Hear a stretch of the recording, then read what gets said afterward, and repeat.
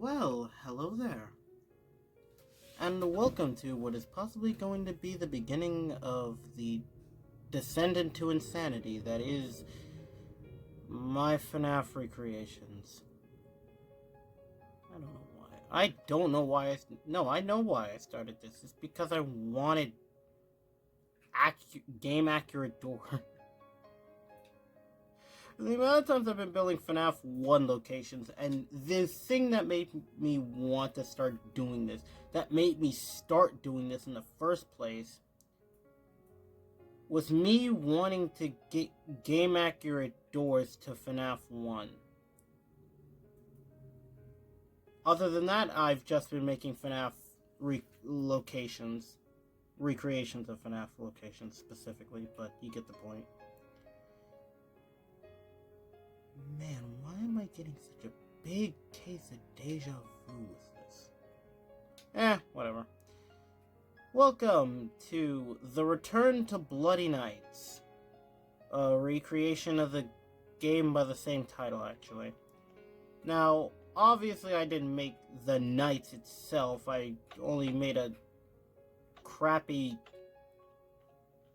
custom night, which has its fair share of problems, I will not lie, but for what it's worth, I think I did well. I did, however, when testing the all max mode, realize I accidentally made one of the characters kinda useless, but hey, we'll get there when we get there. I guess it technically is a staple of FNAF games. Well, sometimes. It's happened a few times before. Well, I guess I should probably start off with the map, which I call a free roam map. Now, obviously, not everything's finished, as you can still see the map art I used for the, what is it called? The arcade cabinets, there we go.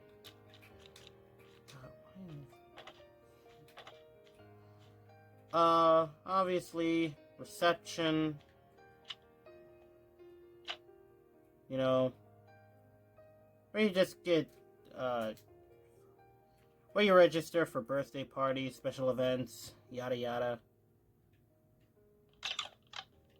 And the employee break room. And yes, I am using an add-on for the furniture. But this is the chairs, the trash cans, and some tables are, as well as those things, is as far as of an extent that this goes. I do have to be careful when using that because, as I don't know how many of you know, this is what happens when you decide to go ahead and close a trapdoor on yourself. Instead of just clipping through it now, you are literally pushed downward.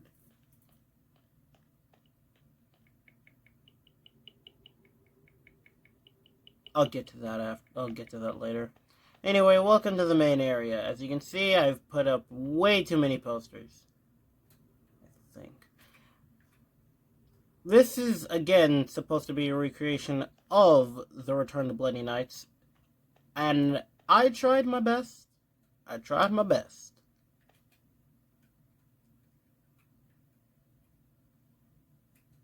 tried. I accidentally hit a button on the D-pad. Oh, that's twice I failed that jump. There is this room over here that I still have to figure out what I'm putting in here, because we never get to see it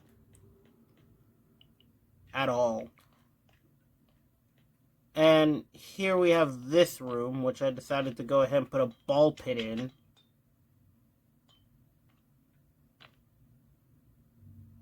I think I did okay.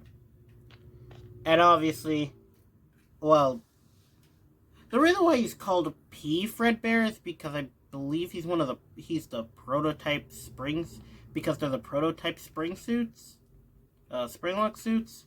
So I just put P in there for prototype, as you can see by the scoreboard on the side of the screen. Obviously, this is where he starts coming down the hall until he's right in front of your door, into which you have to close it and then wait for him to leave. I did overcompensate the generator, and it does not recharge.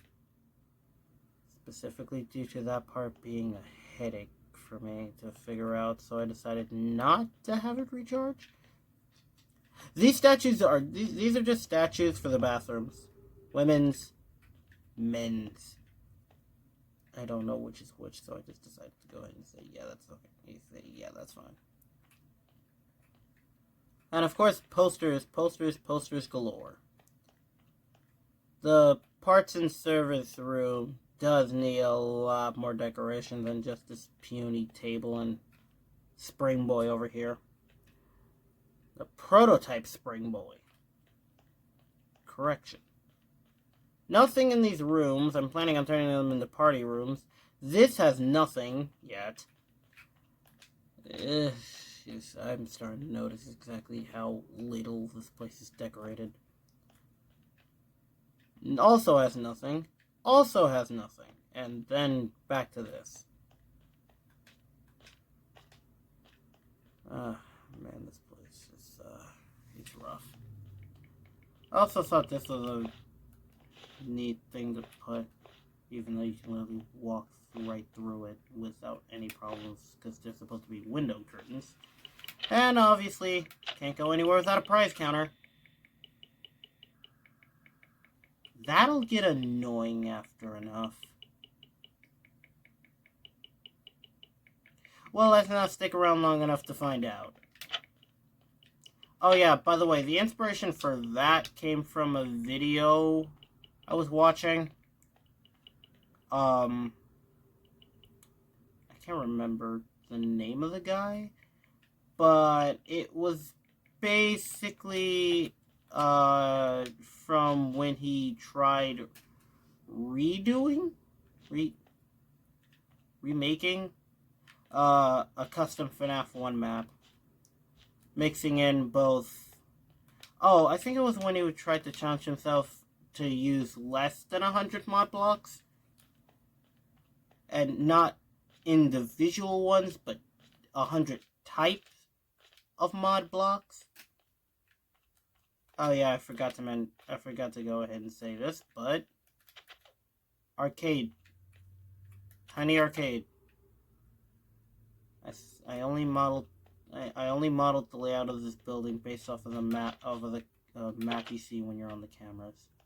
So that's partially done. I forgot to show off the kitchen, which I still have yet to put the pantry.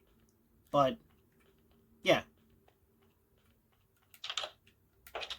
Welcome to the kitchen, what is possibly the most detailed area in here. And this way of doing, this way of making kitchens is going to be a reoccurring thing in my builds. I'm just gonna throw that out there.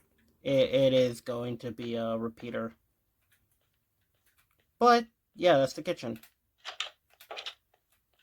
Now, obviously, I wouldn't make the scoreboard if I didn't make the night, which is a custom night, and boy, does it have problems. For one, if both Fredbear and Spring Bonnie are on the same level, then they'll come at the same time. I'm not going to elaborate.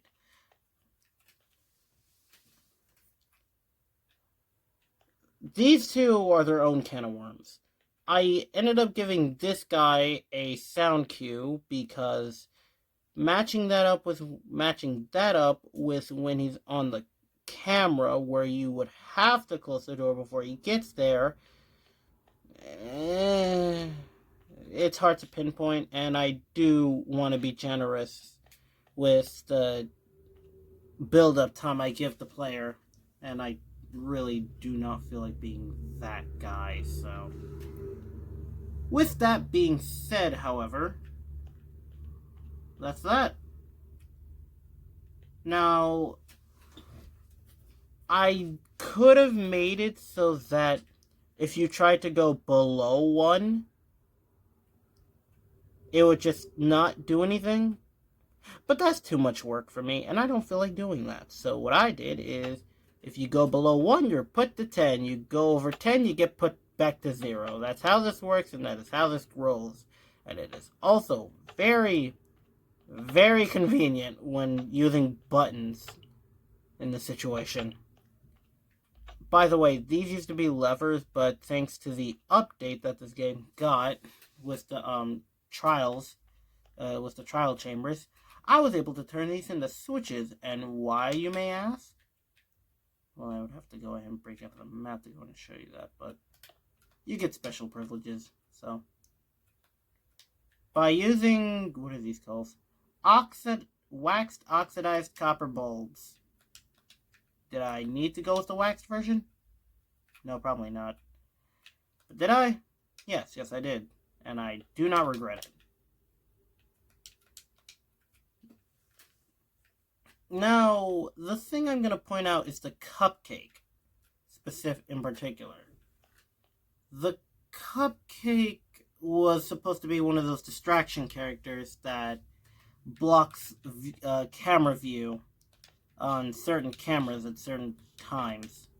And how I did it was choosing a randomized number and then going with that number.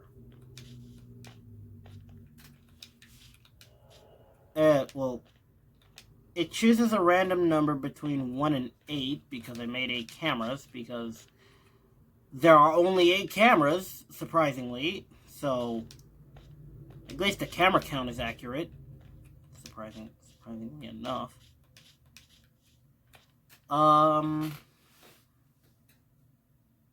Stop moving around so much while explaining this.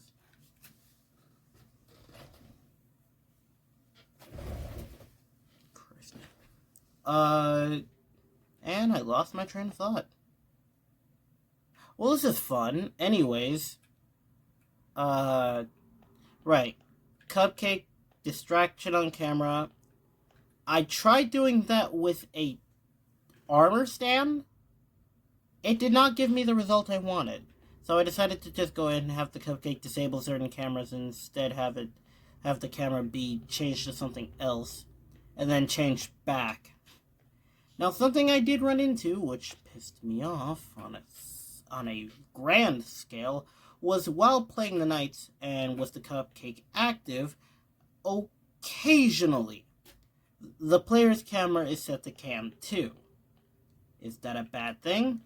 When the cameras are off and you're looking at something else other than the thing that activates the cameras, then yes. Yes, it is. I don't know how to make the camera's item-based entirely. I'm currently thinking about that when it comes to, well, the next project I'm currently working on. But, yeah, I don't know how to do that. So, improvise. I guess with all that being said. Oh yeah, and the puppet being a case of a music box instead of a... Oh, you have to do it at when they decide to go ahead and pop their face out.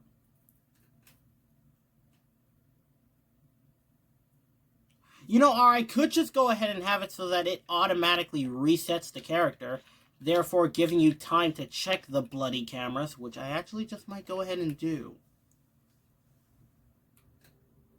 You know what? I might actually do that. I didn't know recording for a video was going to end up making me do this. This is getting way too long. We've already passed the 14-minute mark. About to pass the 15-minute mark. I'm just going to go ahead and get into showcasing the night itself.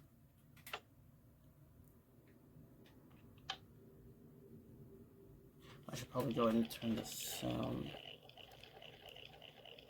Sound is up. Okay.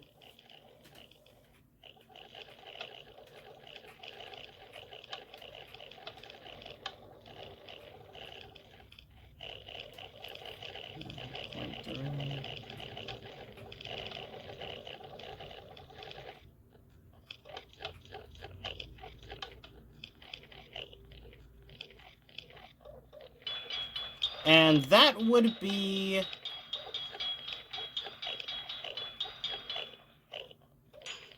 prototype Spring Bonnie.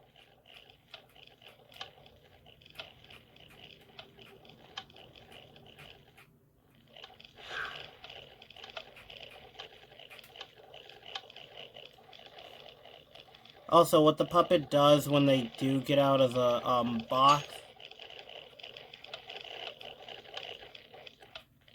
is they basically open your doors and keep them open for a bit.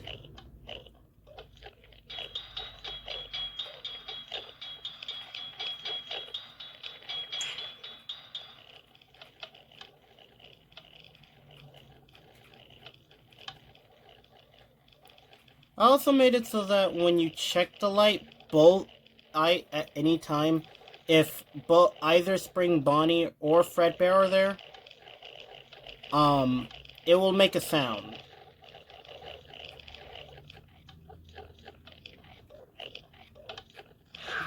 You're at the door, and you're at the door. Something I did run into when I originally tested this.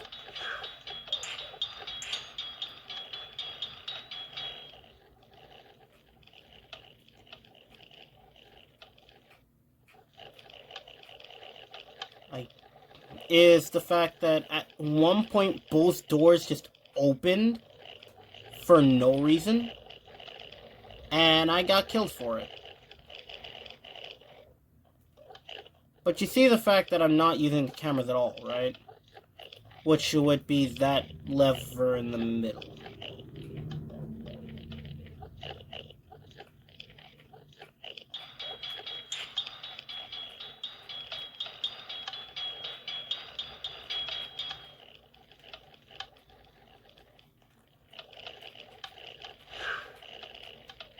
Door.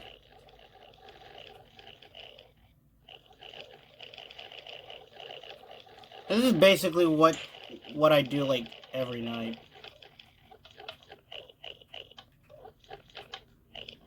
You cannot. Thank you. Now, I could have made the jumps. I also could have made the jump scares. I had a feeling.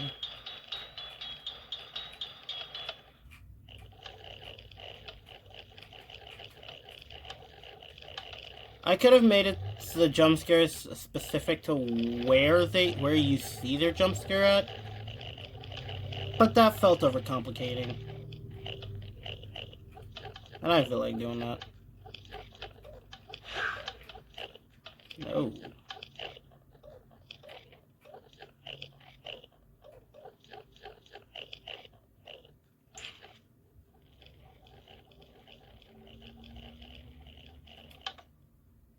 Huh. And that's, well, everything. Why am I still able to hear that?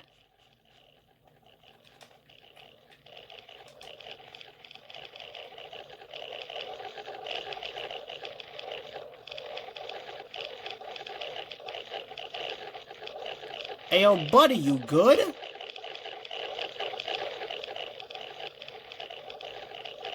Hello? Christ almighty. Well, I'm glad we were both experiencing this together. Don't ask me why I made this. Do not ask me why I made this. 'Cause I'm not. I'm not gonna give you an actual answer. That's Spring Bonnie. Here's the Fazbear. Let's go ahead and do that. break that.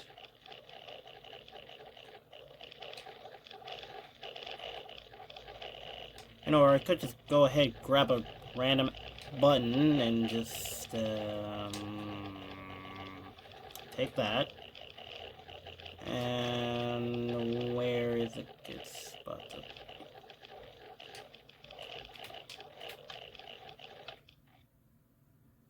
Ah, sweet, succulent silence.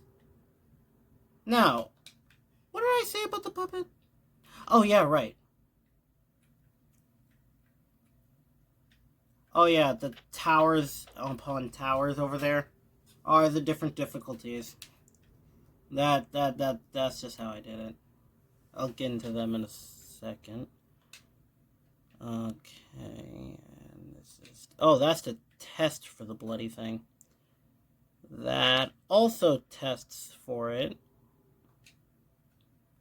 Oh, the second timer at least.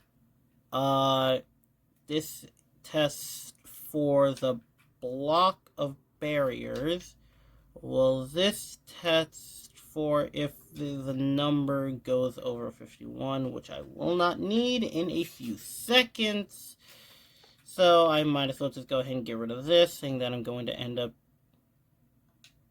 You mother of God. Well, at least I know that one of the numbers I'm going to be needing is...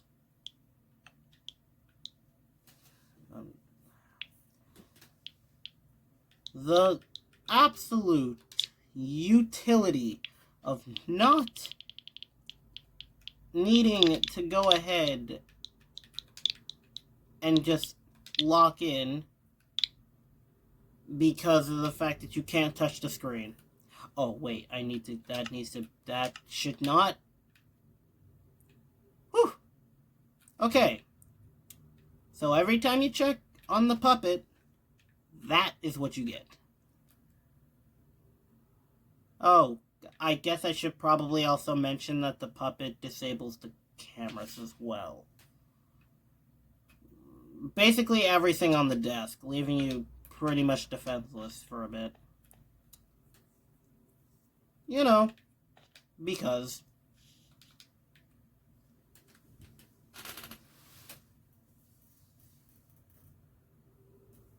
This is the longest and stupidest video I've ever made. This is not only my longest, my first, but also my most stupidest video I've ever made. Right, I also said I was going to be explaining these pieces of garbage I decided to make. Okay, basically I made 10 of these because making difficulty 20, meaning I would be having to make 20 of these and having to go ahead and change each individual command. It's rough.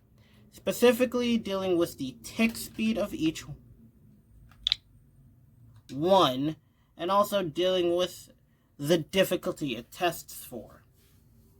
I did 1 to 10 because, again, I would have to be making 20 of these, and I don't feel like doing that.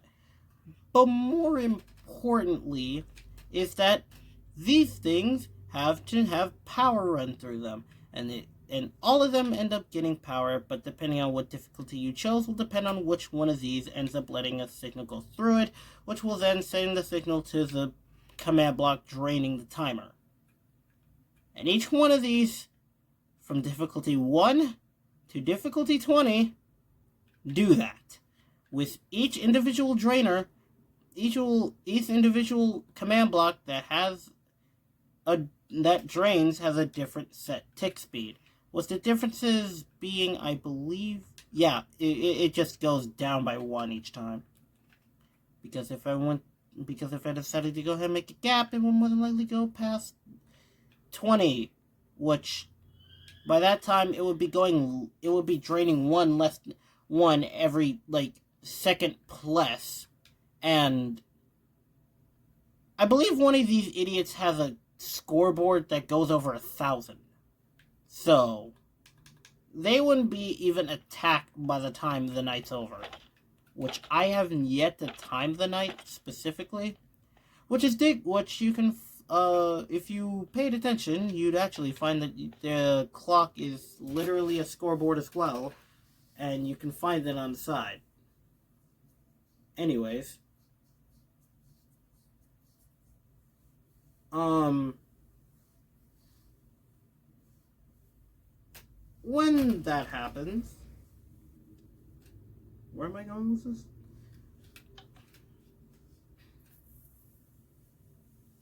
Where was I going with that? Right, now I remember where I was going with that, I think. If I went over 20 in the tick delay, then it would take too long for an animatronic to go ahead and get to you, leading to you not having to deal with them the entire night, which I almost had a problem with. Hence, well, yeah. Now, as you can already tell, I did not have to go ahead and deal with the cupcake once because I'd never had to deal with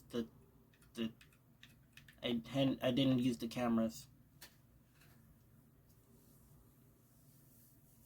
Because I also found it a lot more difficult. It's not a perfect thing, but it does at the very least work, and that's really all I can ask for. And with this entire 26-minute rant and showcase now being over with, hopefully and soon I'll get this done and over with. But with all that being said, I hope that you enjoyed, and if you like this, then, well, it's underneath the video itself, go hit the like. I'm not sure how frequent I'll post, this summer break. That's my excuse, summer break. Hopefully I'll at least get around recording by the weekend. And depending on exactly how much time I have after everything else, I can go in and get to editing and then posting. Again, first time for everything, so with that being said, and for this being way too long, I'll figure out how to cut this down. Bye-bye!